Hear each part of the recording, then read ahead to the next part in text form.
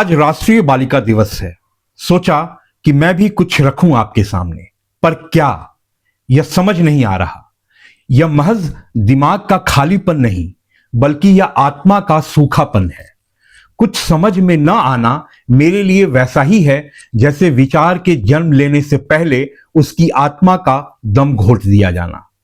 यह वैसा ही है जैसे उनको जन्म लेने से पहले मार दिया जाता है। विडंबना देखिए, यह दिवस उनके नाम है जिनके होने पर खुशी मुंह ढक कर आती है और एक अफसोस ताउम्र के लिए जीवन में पसर जाता है। मानो एक पहाड़ रफ्तार पकड़ी सड़क पर अचानक से आकर गिर गया हो। यहां अब जुबान भी दबी दबी मुश्किल से खुलती है और धीमे से कहती है, लड़की हुई है। और बस एक लंबी आह, मानो अब कुछ बचा ना हो। सामने से अफसोस को गहरा करता हुआ एक ढाढ़स बांधता स्वर आता है, कोई बात नहीं, अभी उम्र क्या हुई है, लड़का भी हो जाएगा, कोशिश करते रहो। वैसे भी लड़कियां तो लक्ष्मी होती हैं, घर भर देंगी। सच पूछिए, अगर यह बातचीत लड़की सुनती होती तो यही कहती, मेरी क्या गलती थी कि मैं आ गई। मुझे लक्ष्मी नहीं बनना, मैं ही रहना चाहती हूं। नमस्कार, आप देख रहे हैं जन प्रसंग और मैं हूं श्वेत केतु। यह समाज जहां एक टैबू हम साथ में लिए फिरते हैं, या कहूं तो ढोते हैं कि आसपास सब कुछ फील गुड हो। यह फील गुड की मांग हमारे भीतर का वो खालीपन है जिसे हम हर जगह अपनी झूठी भौतिक आकांक्षाओं से भरते रहते हैं। वास्तव में यह अपना वही हिस्सा है जिसे हम दिखाने से लगातार बचते रहते हैं।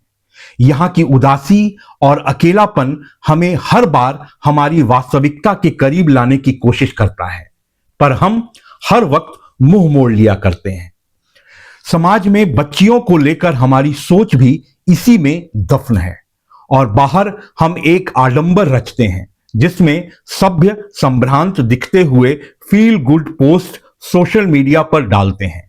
यह दृश्य आम है भारतीय समाज में, जहां लड़कियां जन्म लेती हैं, जहां लड़कियों का जन्म लेना और वंश के रुक जाने का विचार एक साथ चलता है। इस विचार के साथ नेशनल गर्ल चाइल्ड डे मनाना मज खाना पूर्ति है। साथ ही सोशल मीडिया के जरिए दो चार दिल छूने वाली तस्वीर या कोट से हम इस दिन को भी विदा कर देते हैं। गुलजार ने लिखा है, दिन कुछ ऐसे गुजारता है कोई, जैसे एहसान उतारता है कोई।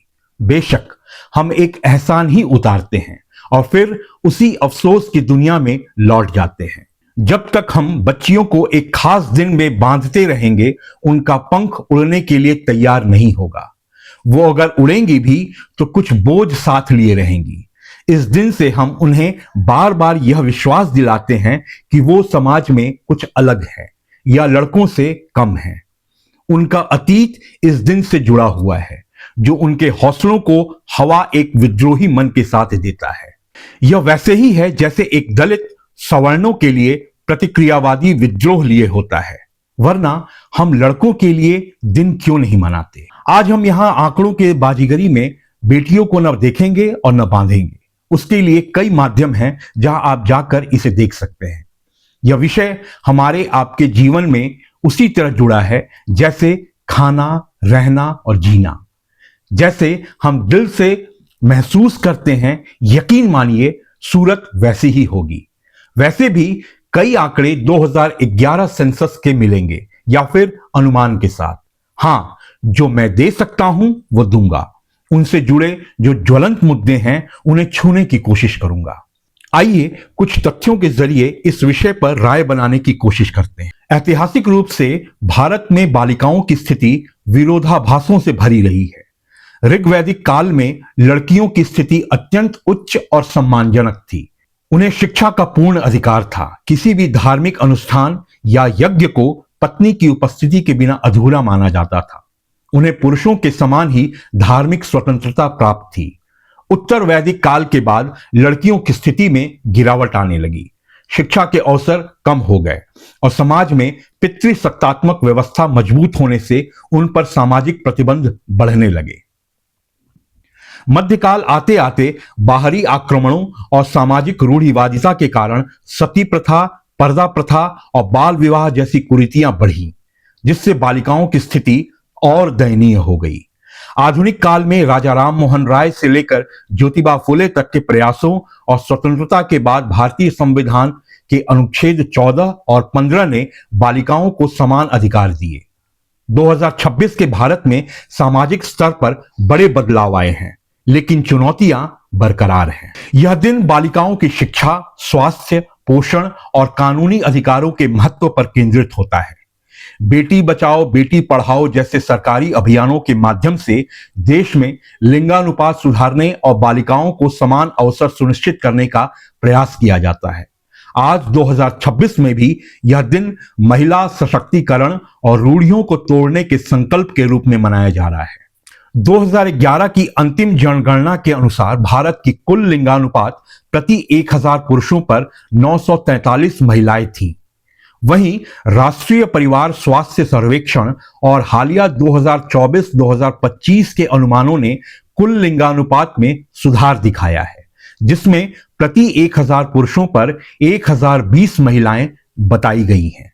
लेकिन बाल लिंगानुपात 0 से 6 वर्ष अभी भी चिंता का विषय बना हुआ है, जो 2011 की जनगणना के अनुसार 919 पर था।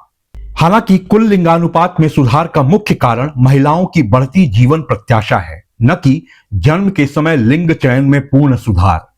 बेटी बचाओ बेटी पढ़ाओ जैसे सरकारी योजनाओं के माध्यम से इस अनुपात में सुधार लाने के प्रयास किए जा रहे हैं। Global gender gap report 2025 report के जरिए भारत 148 देशों में 131वें स्थान पर है। भारत में किशोरियों के बीच एनीमिया एक राष्ट्रीय संकट बना हुआ है। नेशनल फैमिली हेल्थ सर्वे के हालिया रुझान दर्शाते हैं कि आज भी लड़कों की तुलना में लड़कियों के पोषण पर कम ध्यान दिया जाता है। राष्ट्रीय परिवार स्वास्थ्य सर्वेक्षण के नवीनतम रुझानों के अनुसार लगभग 50 से 55% किशोरियां अभी भी कुपोषण का शिकार हैं।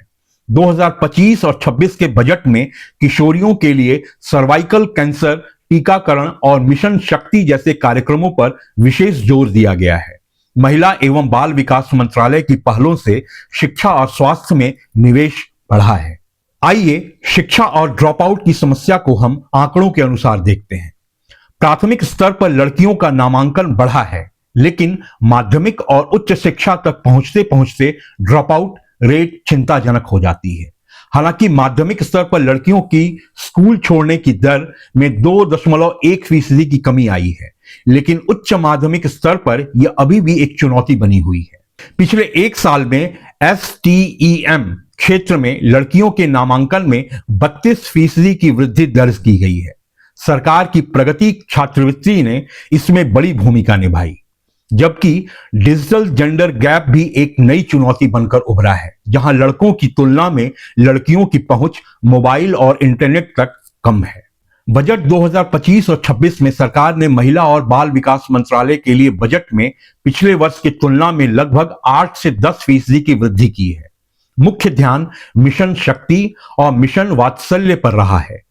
2025 के अंत तक के आंकड़ों के अनुसार इस योजना के तहत कुल 3.8 करोड़ से अधिक सुकन्या समृद्धि योजना खाते खोले जा चुके हैं। पिछले एक साल में लगभग 35 लाख नए खाते केवल ग्रामीण क्षेत्रों में खोले गए, ताकि बालिकाओं की उच्च शिक्षा सुरक्षित की जा सके। सुकन्या समृद्धि योजना के तहत लगभग 4 करोड़ बालिकाओं के भविष्य के लिए वित्तीय सुरक्षा सुनिश्चित की गई है। आज यह सबसे कड़वी सच्चाई है कि 2026 में भी बच्चियों के खिलाफ यौन अपराधों और घरेलू हिंसा की खबरें कम नहीं हुई हैं। NCRB की रिपोर्ट्स लगातार बच्चियों के प्रति बढ़ते अपराधों की ओर इशारा करती हैं।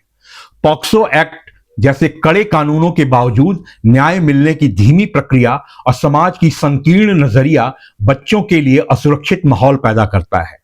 NCRB के 2025 के शुरुआती रुझान बताते हैं कि बच्चियों के खिलाफ साइबर अपराधों में 15% की वृद्धि हुई है। तकनीक के युग में साइबर बुलिंग और ऑनलाइन शोषण ने बच्चियों के मानसिक स्वास्थ्य के सामने नई दीवार खड़ी कर दी है। सरकार ने 2025 में लंबित पॉक्सो मामलों को निपटाने के लिए 100 से अधिक नए फास्ट ट्रैक विशेष न्यायालयों की स्थापना को मंजूरी दी। वन स्टॉप सेंटर संकटग्रस्त बालिकाओं और महिलाओं की सहायता के लिए पिछले एक साल में देश भर में 50 ऐसे नए केंद्र जोड़े गए, जिससे कुल संख्या 800 के पार पहुंच गई है। कानूनी उम्र बढ़ाने की चर्चाओं के बावजूद पिछले एक साल में झारखंड और पश्चिम बंगाल जैसे राज्यों के कुछ जिलों में अघोषित बाल विवाह की घटनाओं में कोई बड़ी कमी नहीं देखी गई। कानूनी सख्ती के बावजूद 2026 में भी ग्रामीण भारत के कुछ हिस्सों में बाल विवाह पूरी तरह समाप्त नहीं हुआ है। इसमें कोई दो राय नहीं कि खेल, विज्ञान और कॉरपोरेट जगत में भारत की बेटियां झंडे गाड़ रही हैं, लेकिन यह सफलता केवल मुट्ठी भर आबादी तक सीमित है।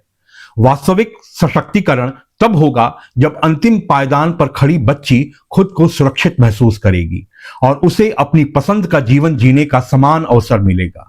2026 में विकसित भारत के सपने को पूरा करने के लिए केवल नारे काफी नहीं है। सुरक्षा तंत्र को और अधिक कठोर बनाने और शिक्षा को केवल नामांकन तक सीमित न रखकर कौशल विकास से जोड़ने की आवश्यकता है। आज राष्ट्रीय बालिका दिवस पर हमें खुद से एक सवाल पूछना होगा, क्या हमने वाकई उसे वह आसमान दिया है जिसकी वह हकदार थी, या हमने उसके पंखों को परंपराओं और बंदिशों की बेड़ियों से बांध रखा है? बेटियों को सिर्फ बचाना काफी नहीं है, उन्हें होने देना जरूरी है। जब एक बेटा पढ़ता है तो एक व्यक्ति सशक्त होता है, लेकिन जब एक बेटी पढ़ती है और बढ़ती है तो पूरी मानवता मुस्कुराती है और आने वाली कई पीढ़ियां रोशन होती हैं। फिर मिलेंगे।